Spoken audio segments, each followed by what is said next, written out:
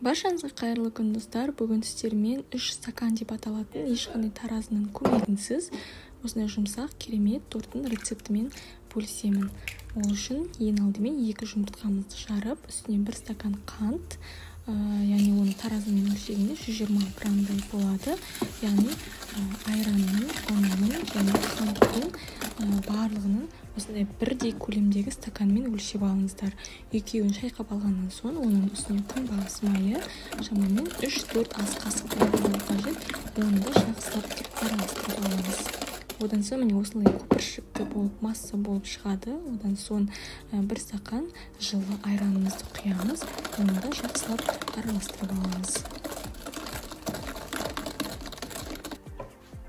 Келесі кезекте 1 стакан ұнымызды електен өткізе отырып саламыз, және оның үстіне 1 шай қасықтай қамыр қопсытқышты саламыз. Барлығын електен өткізе отырып, жаңағы жұмыртқалы массамызға қосамыз. Және де какаоны да 3-4 ас қасықтай қажет болады. Оны да міндетті түрде електен өткізе отырып, барлығын біріктіреміз.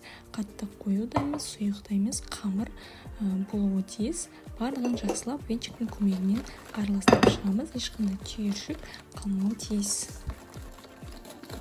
Ұнымызды салғанда бірден барлық ұнды салып жіберіңіз. Аз-аздан бөле отырып, осылайша саламыз. Яғни қамырымыздың консистенциясына қараймыз.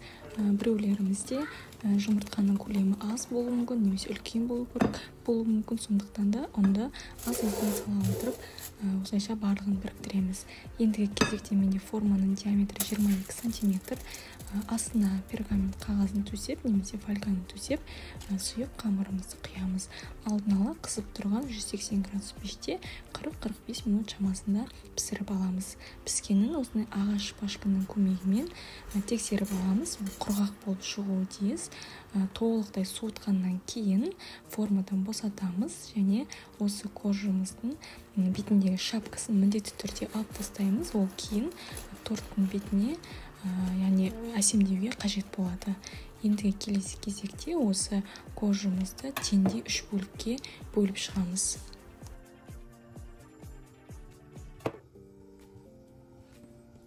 Көріп тұрғандарыңыздай, коржымыз өте жұмсақ, сонда ешқандай пропитканы қажет етпейді, сондай влажный болып шығады. Оны жай ғана осылай пирог ретінде пайдаланып жесеңіздер де болады, немесе торт ретінде осы рецептпен аяқтасаңыздар болады. Ендігі келесі кезекте біз кремін дайындаймыз. Ол үшін 360 грамм қаймақтың үстіне 30 немесе 25% қаймақты қосамыз. Барлығын жақсылап араластырамыз. Варенка міндетті түрде жылы болуы қажет, яғни тоңазытқыштан шығарып дайындап қойыңыздар, себебі екеуі біріккенде ірімтік болады. Менде дәл осындай жағдай болғандықтан мен оны блендердің көмегімен езіп, екеуін жақсылап араластырып алдым. Осымен біздің креміміз дайын. Енді тортты жинаймыз. Ол үшін 1 коржды алып, яғни осылайша кольцоға саламыз да, корждың 3/1 бөлігін құямыз. Оның үстіне қалауыңыз бойынша грек жаңғағын салсаңыздар болады, немесе қалауыңыз бойынша кептірілген жемістерді, яғни мейізді, өрікті салсаңыздар болады. Осылайша барлық корждарды кремді жағып, грек жаңғағымен ортасына салып, тортымызды жинаймыз.